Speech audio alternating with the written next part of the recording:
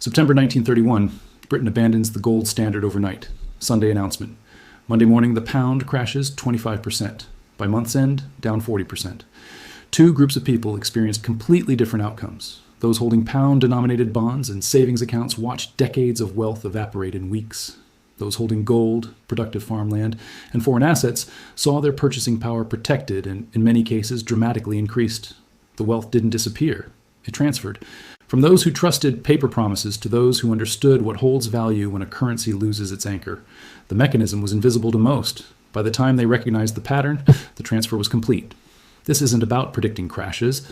This is about understanding which assets preserve purchasing power when a reserve currency gets bypassed rather than replaced. Because the answer isn't what most people think. By the end of this video, you'll understand the four-category framework that determines what survives versus what collapses during monetary transitions. You'll see why certain assets preserved wealth through Britain's 1931 crisis, through Bretton Woods in 1971, and through the euro launch in 1999. You'll learn why the transition destroys fixed income first, then spreads to currency holders while rewarding those positioned in real assets. And you'll understand the mechanism of wealth transfer that operates silently during these transitions. This isn't financial advice. This is historical pattern analysis. Because when a system transitions, the outcomes are remarkably consistent across centuries and continents.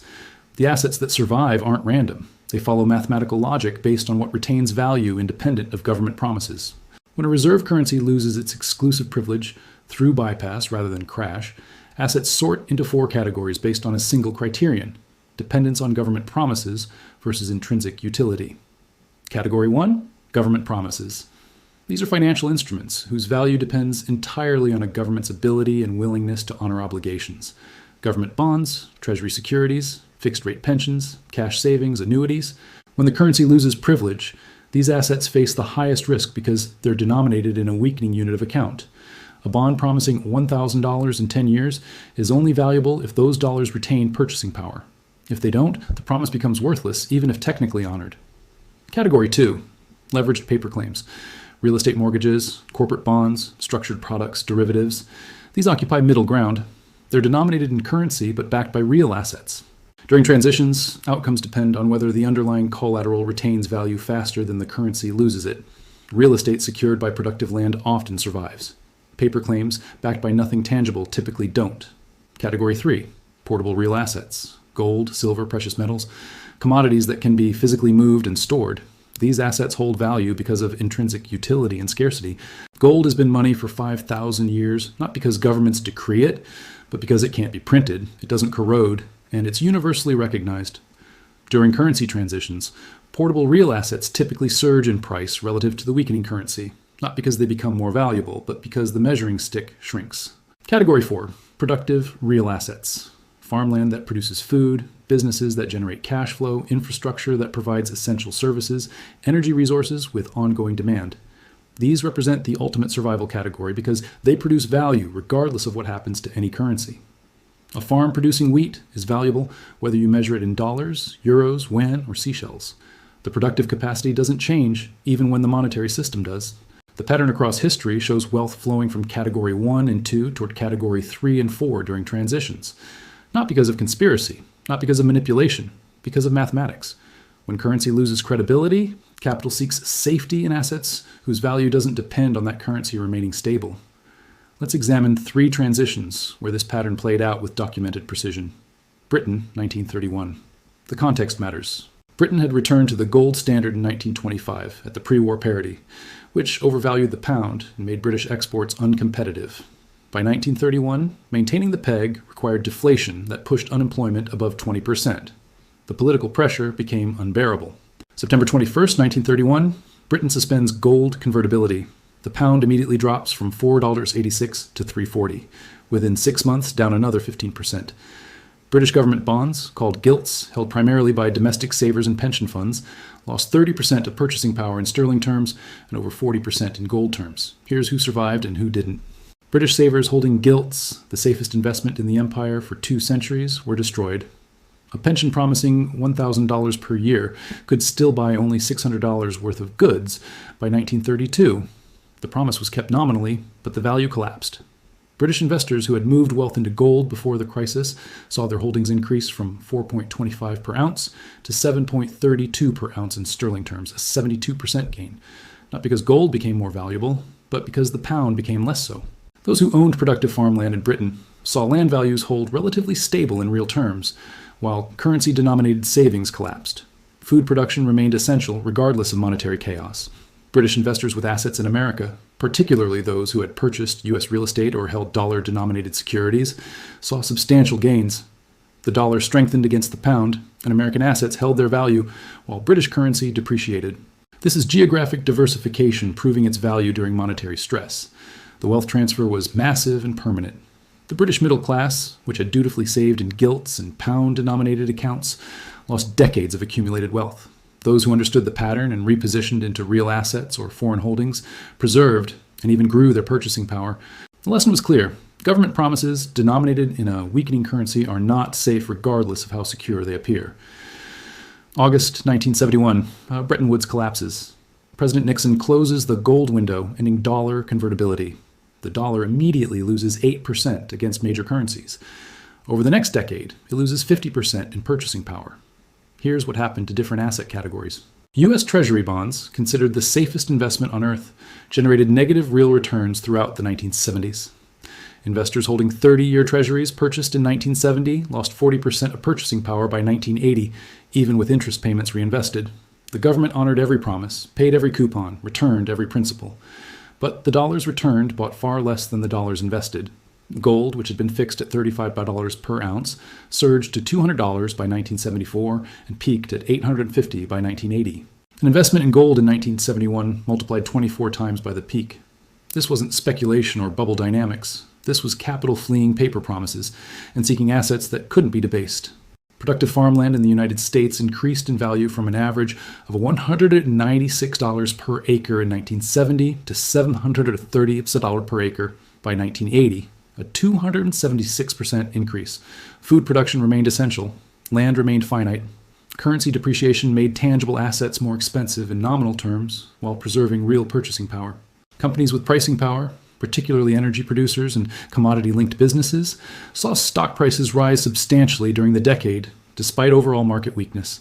Their ability to raise prices as currency depreciated protected shareholders. Meanwhile, banks and financial institutions holding fixed-rate mortgages and bonds suffered as inflation destroyed the real value of their assets. The pattern repeated with precision. Category 1 assets, government promises, and fixed-income securities were devastated. Category 3 and 4 assets, gold and productive real assets, preserved wealth and generated substantial gains.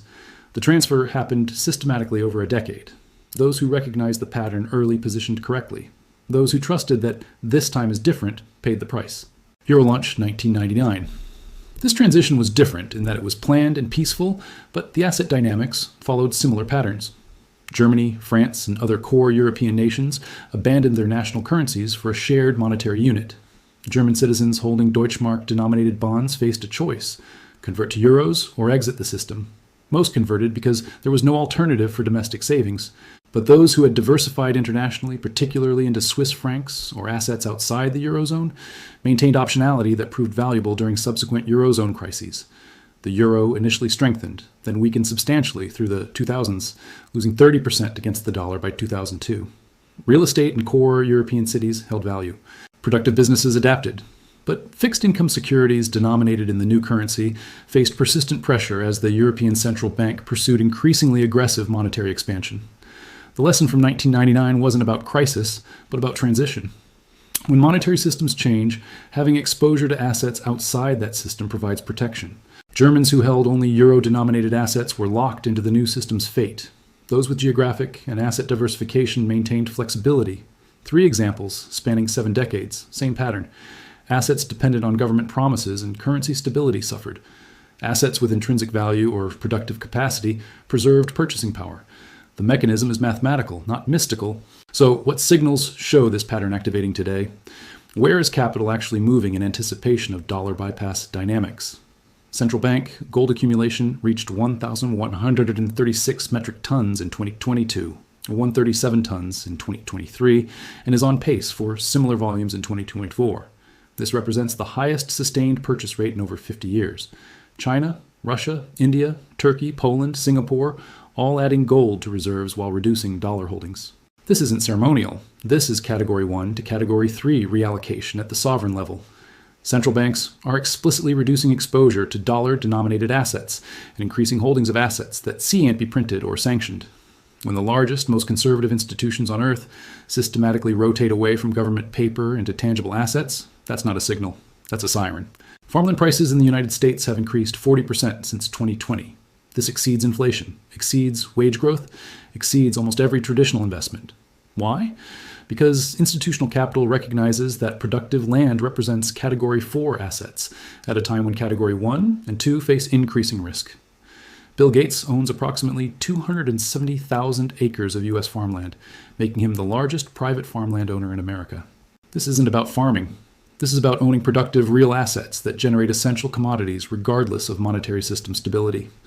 BlackRock and other institutional investors have launched agricultural investment vehicles targeting farmland acquisition.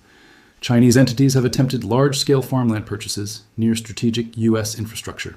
The competition for Category 4 assets is intensifying because sophisticated capital understands what happens during transitions. Food production remains valuable whether measured in dollars, yuan, or gold. Ownership of that production capacity provides protection that paper promises cannot. Commodity performance relative to financial assets shows the rotation clearly. The Bloomberg Commodity Index, which tracks energy, metals, and agricultural goods, has outperformed the S&P 500 on a risk-adjusted basis over the past 4 years. This isn't normal. Typically, financial assets outperform commodities during stable monetary periods because they offer leverage and compounding returns. The reversal indicates capital is prioritizing safety in tangible assets over returns in paper claims. Industrial metals, particularly copper and aluminum essential for infrastructure and electrification, are trading at prices that reflect long-term scarcity concerns rather than short-term demand cycles. Silver, which serves both monetary and industrial purposes, has shown persistent strength despite economic uncertainty. Real asset rotation extends beyond commodities to physical infrastructure. Private equity firms are aggressively bidding for water rights, energy distribution networks, logistics infrastructure, and telecommunication systems. These assets generate essential services that must be consumed regardless of currency valuations. Ownership provides pricing power that protects against monetary depreciation. Meanwhile, Category 1 assets show stress. U.S. Treasury auctions have experienced declining foreign participation, dropping from 30% to 24% over 18 months. Bid-to-cover ratios, which measure demand relative to supply, have weakened from 2.47 to 2.31 for 10-year notes. These are technical indicators that only bond traders watch closely, but they reveal that foreign holders are reducing exposure systematically. The gap is being filled by the Federal Reserve itself, which expanded its balance sheet to compensate for reduced foreign demand. This is circular financing. The government issues debt, the central bank buys it with created money. This works until it doesn't, when it stops working when foreign holders recognize the debasement and accelerate their exit. Fixed income funds have experienced sustained outflows while commodity-focused ETFs and real asset funds see record inflows. Retail investors, often the last to recognize transitions, are beginning to sense that traditional, safe investments carry more risk than advertised. This is late-cycle behavior that typically accelerates as the pattern becomes undeniable. Here's a signal most people miss. The yield curve, specifically the difference between short-term and long-term interest rates, has been inverted or flat for extended periods. This indicates bond markets don't trust that currency will hold value over long time frames. Investors demand higher yields for short-term exposure than long-term, which is backwards from normal conditions. It signals expectations of currency instability and policy constraints. Real estate markets show bifurcation. Luxury properties in major cities face pressure, but productive agricultural land, industrial facilities, and energy infrastructure see bidding wars. This is capital distinguishing between Category 2 assets backed by nothing and Category 4 assets with productive utility. Mortgaged residential real estate in overvalued markets represents leveraged exposure to currency risk. Productive farmland represents real asset ownership. The pattern is consistent across asset classes and geographies. Capital is flowing toward assets with intrinsic value and away from promises whose value depends on currency stability. This is happening quietly, systematically, without headlines or drama. By the time it becomes obvious to the general public, the positioning will be complete and the transfer largely finished. So what actually happens to wealth during these transitions? Who loses and who survives? The mechanism is straightforward but devastating for those unprepared. Fixed income investments, including government bonds and cash savings, lose purchasing power even if nominal values remain stable. A bond promising $10,000 in 10 years will likely pay $10,000 as promised. But those dollars will buy far less than $10,000 buys today. This is the invisible tax of currency debasement. Your account balance? Same number. Your purchasing power? Silently evaporating. A retiree living on fixed pension income discovers their $3,000 monthly payment buys what $2,000 bought 3 years ago, then what $2,500 bought 3 years after that. The promise is kept, but the value collapses. Middle-class savers holding the majority of wealth in savings accounts, money market funds, and Treasury securities face the steepest losses. These are the people who followed traditional financial advice. Save diligently, invest conservatively, trust government securities. During transitions, this advice becomes a wealth destruction mechanism, not because it was bad advice during stable periods, but because the rules changed and the advisors didn't update their guidance. Pension funds holding government bonds to match future obligations discover the bonds pay as promised, but the purchasing power is insufficient. Corporate pensions, public employee retirement systems, insurance companies guaranteeing fixed returns all face the same mathematics. The liabilities are fixed, but the assets are denominated in depreciating currency. The gap must be filled by cutting benefits, raising contributions, or admitting insolvency. This is why these transitions destroy middle-class wealth specifically. The wealthy hold diversified assets, including real estate, businesses, international holdings, and commodities. They have access to sophisticated advisors and alternative investments. The poor hold little financial wealth, so there's less to lose. The middle class holds most wealth in the most vulnerable categories: home equity and mortgage property, retirement accounts and bond funds, savings and domestic currency. When the transition accelerates, this concentration becomes fatal. A middle-class family with $200,000 in retirement accounts invested in Treasury bonds and $300,000 in home equity can watch their purchasing power decline by 30% or more within a few years, not because the dollar collapses dramatically, but because it loses value steadily against real goods and foreign currencies. Meanwhile, those positioned correctly see different outcomes. Owners of productive businesses with pricing power can raise prices as currency depreciates, protecting margins and cash flow. Farmland owners see land values hold or increase in real terms because food demand doesn't decrease. Gold holders see nominal price increases that offset currency depreciation. The wealth doesn't vanish, it transfers. From Category 1 holders to Category 3 and 4 holders, from those who trusted promises to those who own tangible assets. The transfer is legal, systematic, and largely invisible until it's complete. Here's what makes this particularly dangerous. Most people don't recognize they're exposed until the transition is well underway. They see their grocery bills rising, their rent increasing, their insurance premiums climbing. But they don't connect these symptoms to currency depreciation. They blame corporations for greed, landlords for exploitation, politicians for incompetence, all of which may be partially true, but the underlying mechanism is monetary. By the time recognition occurs, repositioning becomes difficult. Asset prices in categories 3 and 4 have already risen substantially. Gold at $2,600 per ounce is expensive for someone who could have bought it with $200 5 years ago. Farmland at current prices requires significant capital that middle-class savers no longer have after losing purchasing power. This is the trap. The transition happens slowly enough that each individual price increase seems explainable by other factors, but fast enough that by the time the pattern becomes obvious, repositioning is expensive or impossible for most people. The window to act is narrow and closes before the majority realizes it was open. 5 indicators that tell you where we are in this transition and what to watch. Gold to S&P ratio tells you whether capital is prioritizing safety or returns. When gold outperforms stocks, it signals credibility concerns. Track this ratio monthly. Rising ratios mean defensive positioning is accelerating. Farmland price-to-rent ratios reveal whether investors are buying for yield or safety. When prices rise faster than rental income justifies, it signals capital is prioritizing ownership over returns. This is late-stage defensive positioning. Treasury auction foreign participation shows whether international holders still trust dollar-denominated promises. Declining participation below 20% would signal crisis-level loss of confidence. We're currently at 24%, so this requires close monitoring. Commodity-to-bond performance compares real assets to government promises. When commodities outperform bonds consistently, capital is rotating toward tangible assets. This has been true for 4 consecutive years, indicating the transition is well underway. Real estate cap rate compression in productive assets versus financial assets. When agricultural land, industrial facilities, and infrastructure trade at lower yields than trophy properties, it signals discrimination between productive real assets and speculative plays. Watch for this spread widening. This isn't about timing a crash. This isn't about getting rich. This is about not holding worthless promises when the music stops. Next episode, we examine the insurance and pension crisis that nobody's connecting to these currency dynamics, how $900 billion in liabilities becomes unpayable, not through defaults, but through currency depreciation, and why your retirement account might be exposed even if you think it's diversified. The pattern is absolute. The transition is underway.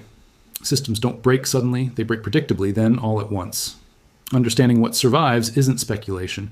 It's recognizing which assets hold value independent of any government's printing press. That pattern has repeated for centuries. It's repeating now.